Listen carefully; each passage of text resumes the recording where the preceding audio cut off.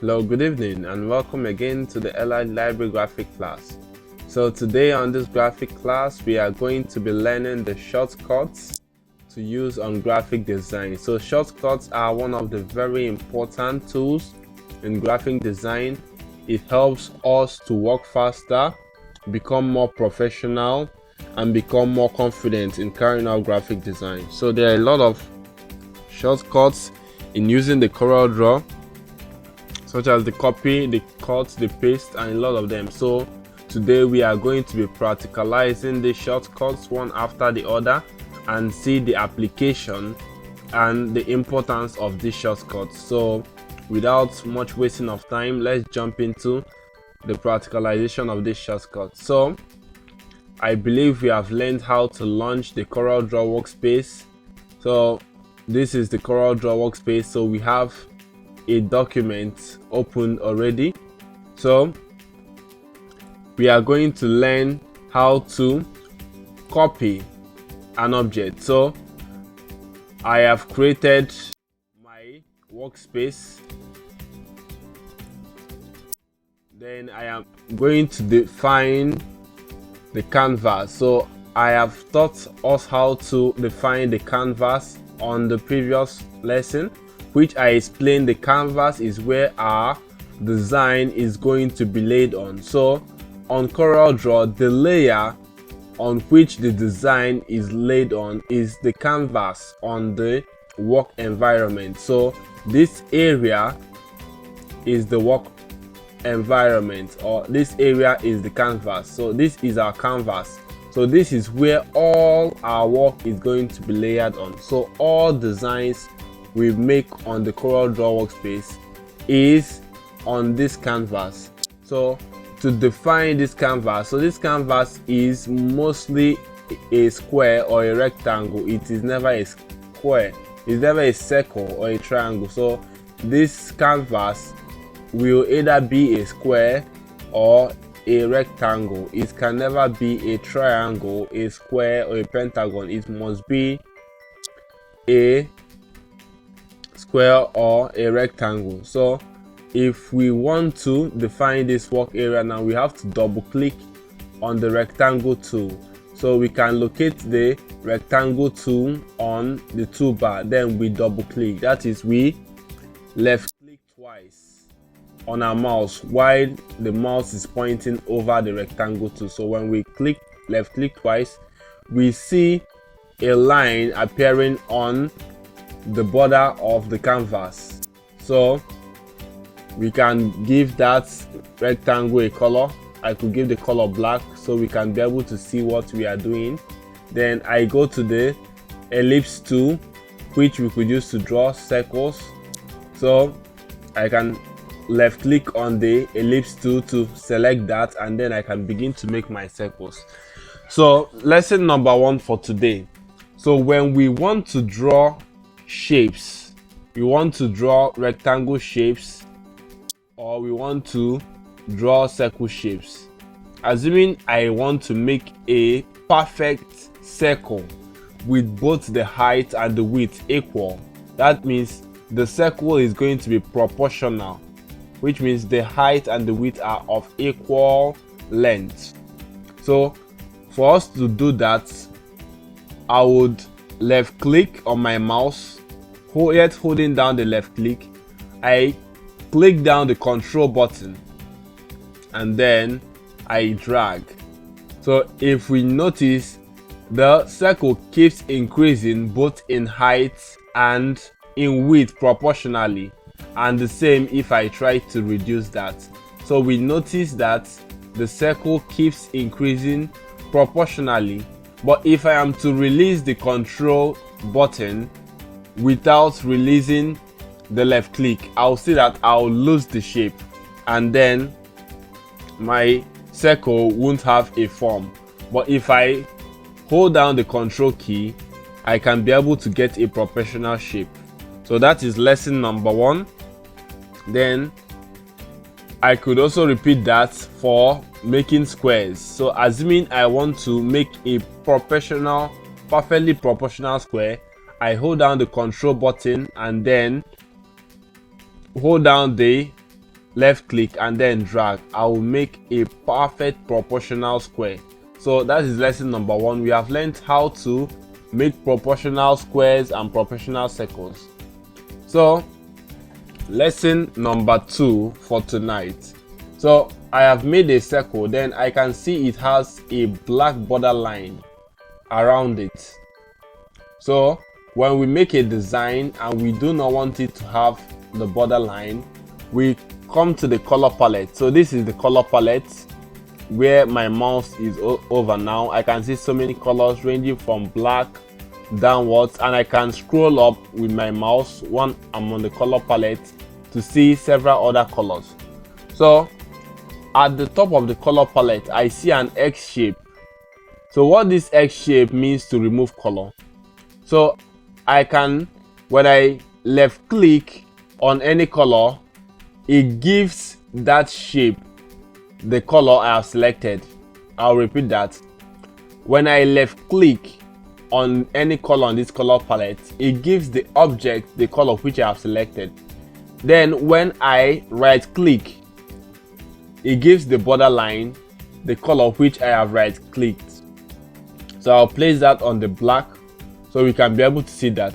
So when I left click on red, the object becomes red, and then I right click on white, the border line becomes white. So the same for removing the color. So this X, what it means is to remove the color. So when I left click on this X at the top of the color palette, it removes the color of the object, and when I right click, it removes the color of the border line. So left clicking on the color gives the object the color, then right clicking gives the object the color of the border line. Likewise, left clicking on the X above the color palette removes the object color, and right clicking on the X on the color palette removes the color of the borderline of the shape. So that is lesson number 2. Then lesson number 3 for this class, we are going to learn how to duplicate objects with using the shortcut Ctrl+C, which is on our shortcuts document.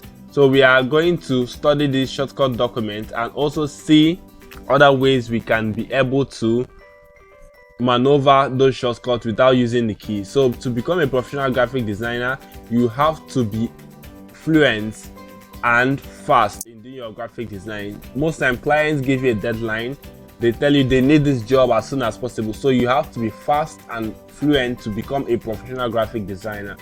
So there are 2 ways you could duplicate an object. We could select the object and then press or click Ctrl+D. We have duplicated the object. Or we can select the object, then right click on the object and then drag and release. Then we see a pop-up panel, then we select or we left click on copy here, then we see that object has been duplicated. I'll repeat that. So there are 2 ways we can duplicate an object in Corel Draw. Then the first step is we click on the object, then we press the Ctrl key plus the D to duplicate that object. So that is the shortcut for duplicating. So I'll give the second object a color. I'll give it a yellow color. Then the second step of duplicating an object is to right click to select the object, then we right click and drag. We right click and drag to some point and then we release. So we see a pop-up. On that pop-up we see move here and we see copy here. So we are going to select the copy here option. Then we see that object being duplicated. So I can give that object another color of blue. So we have learned, I believe we have I believe we have learned how we can be able to duplicate objects. So the next step we are going to learn is how to copy and paste. So I have a design maybe on another workspace. So let me go to another workspace, then I'll pick a design we have there.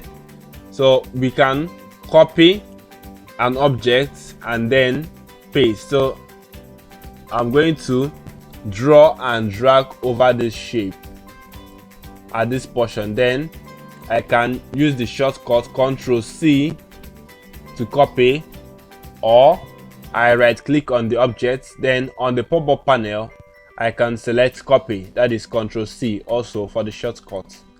Then I could return to my original workspace, then I could use the shortcut Ctrl+V to paste, or I right click on any part of the workspace and then I select the paste option, which is also the shortcut for Ctrl+V. So I believe we have learned how to copy and then paste using the shortcut or using the right click button.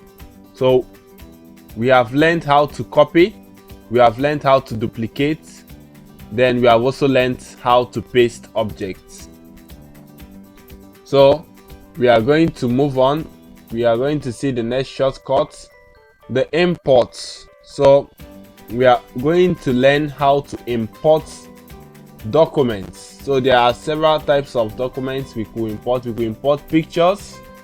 Mostly we import pictures. We could use these pictures in doing works on CorelDRAW. We could use them as the background.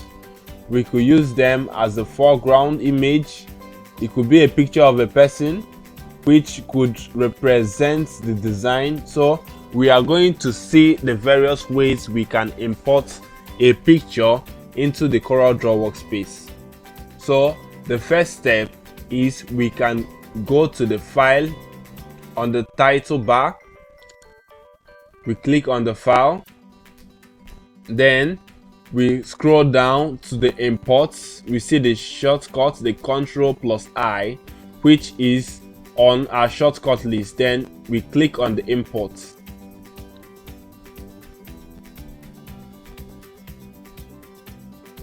Then it loads our file explorer, so we can trace or locate any image we wish to use for the design.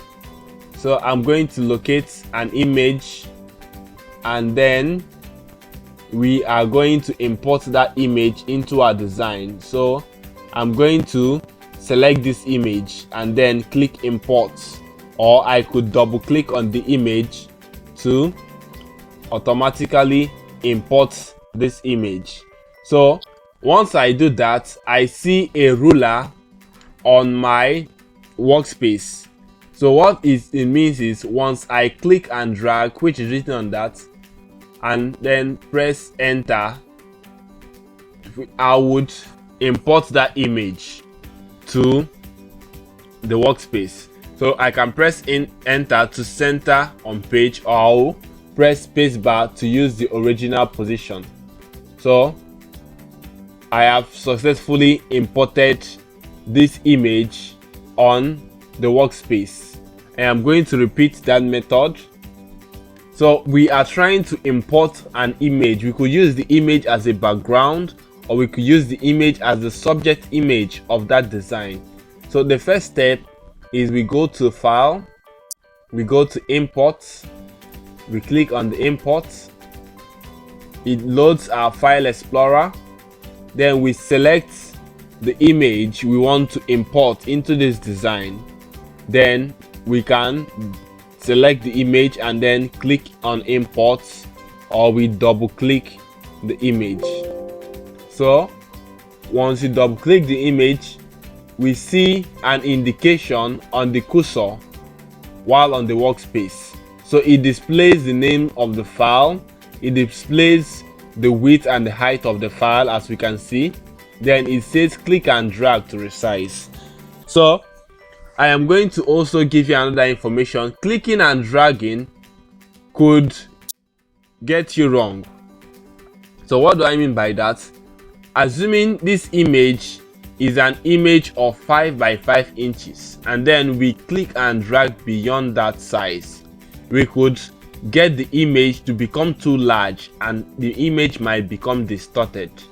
So it is best to import the image at its original size. Then we can scale up the image to the proportion we want to use it for the design.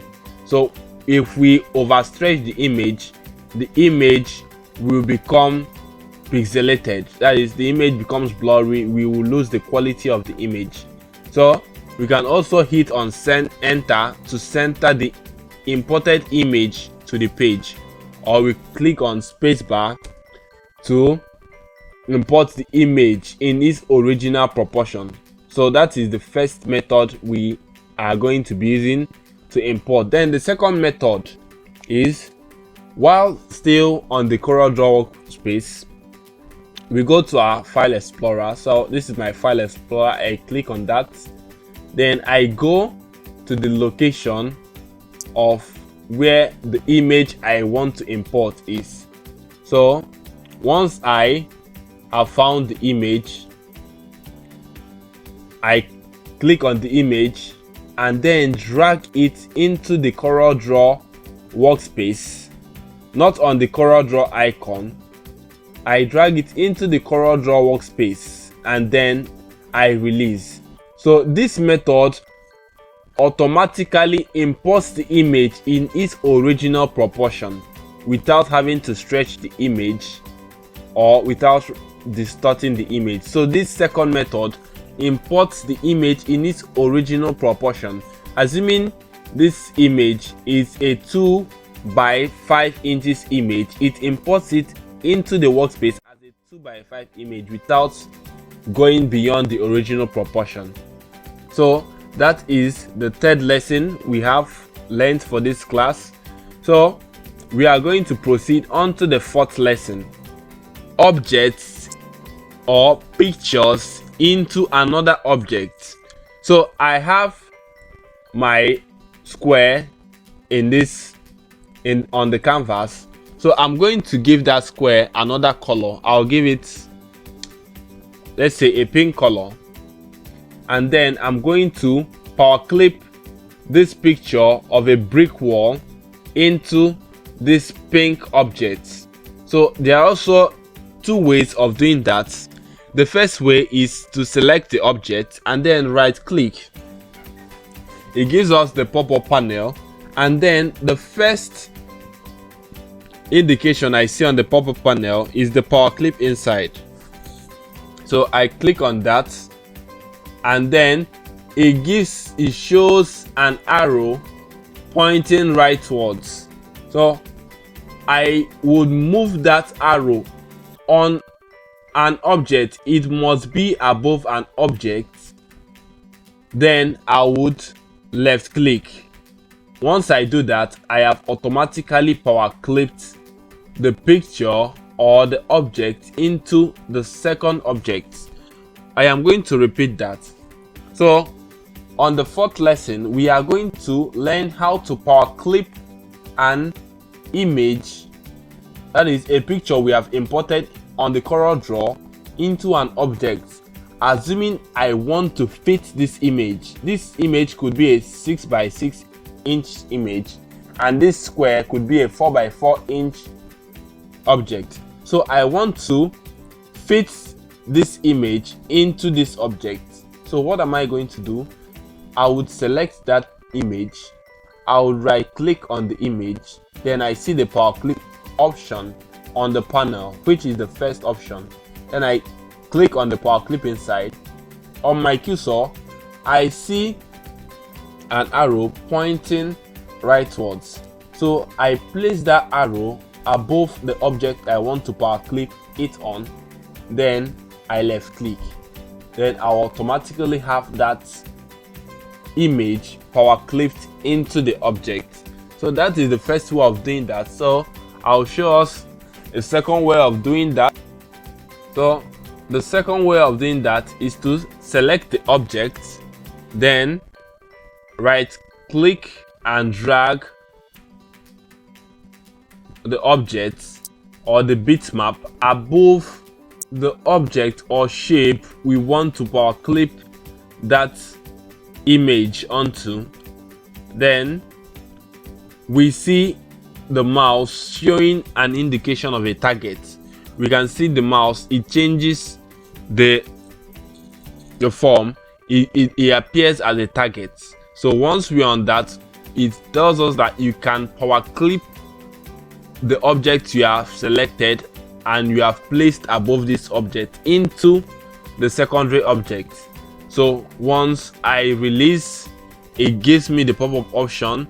It gives me move here, copy here, and then power clip inside. So I click on power clip inside, so it automatically pushes that image into the object. So that is a beautiful feature about Corel Draw, which is very rare on various other graphic design softwares.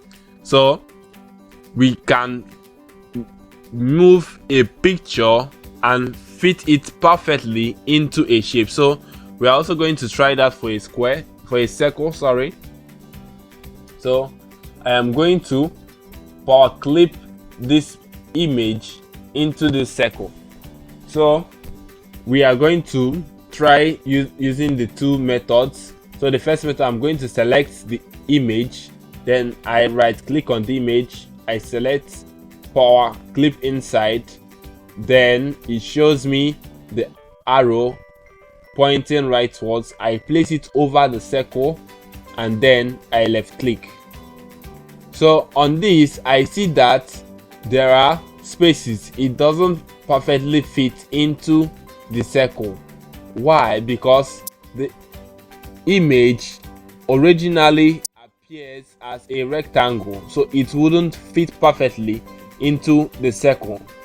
Then I'm going to show you the method or how we can correct that error now. So to correct that error, you select the object. It gives an indication below that object. So the first is when we place our cursor upon that option. The first is the edit power clip. Then we have several other ways we could use to correct this error, but I'm going to show you the best way. So we see an arrow indicating there are more options under this panel. So I click on that.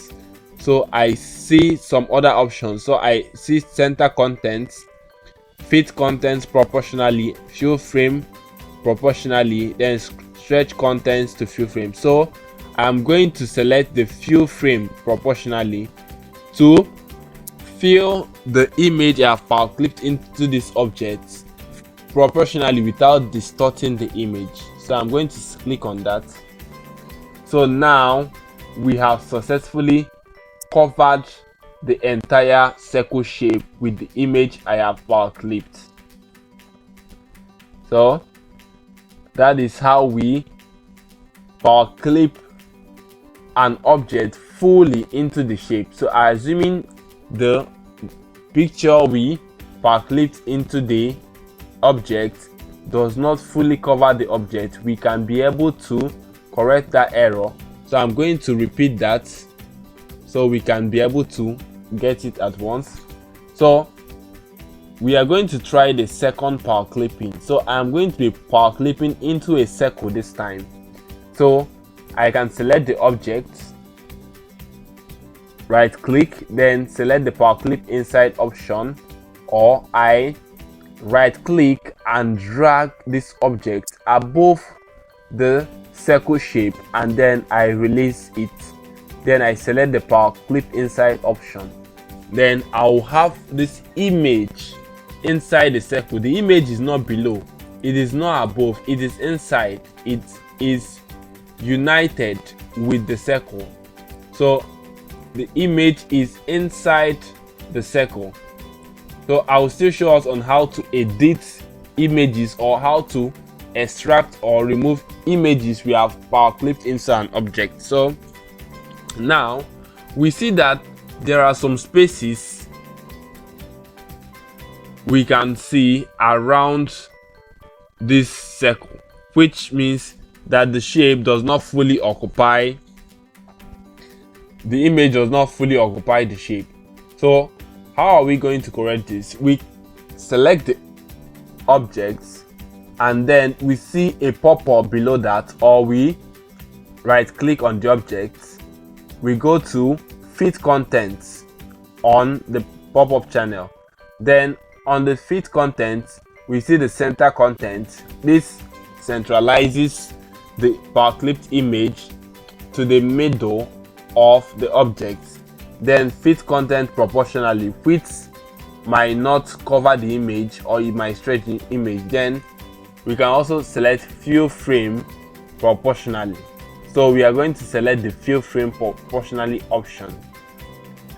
So as we have selected that, we then have the image fully covering the entire parts of this image. So that is lesson number 5. So we have learned on how to power clip and then how to adjust our power clip to fit proportionally into the object you have power clipped that image into. So the lesson number 6 for this class, we are going to learn on how to increase the size of an object proportionally. So I'm going to demonstrate that using a picture. So I will search for a picture. Okay, I have this picture.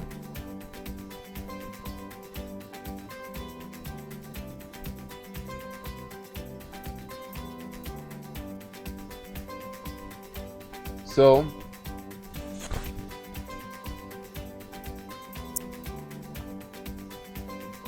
let's say I want this picture, assuming we do not have the power clip option on the Corel Draw, and then I want this picture to fit in to the shape or to cover the shape entirely. So the way to try to do that, and the accurate way to do that, is to select the image from the angles, not the side of the images, from the angles. These are the angles. So these are the angles of the shape, any of the shape. So they must have 3 points above it, 3 points below it, then 3 points. So they must always have 3 points below.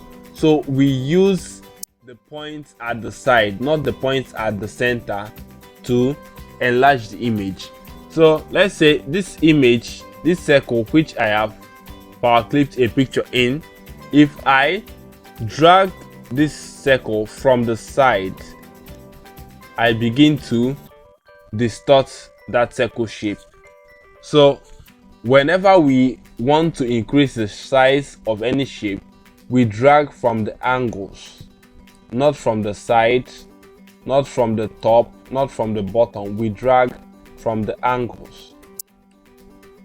So when we want to retain the proportion of that image yet increasing the size, we hold down the control key while we drag from the angles, or sorry, we hold down the shift key while dragging from the angle. So as we are increasing the height, the width is increasing proportionally on both sides, and when we are reducing, it is also reducing proportionally on both sides.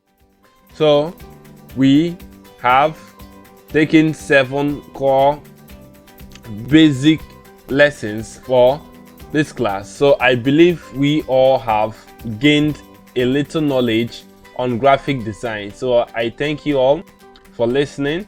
So if you have any question concerning this class, feel free to drop your questions on the class. Thank you.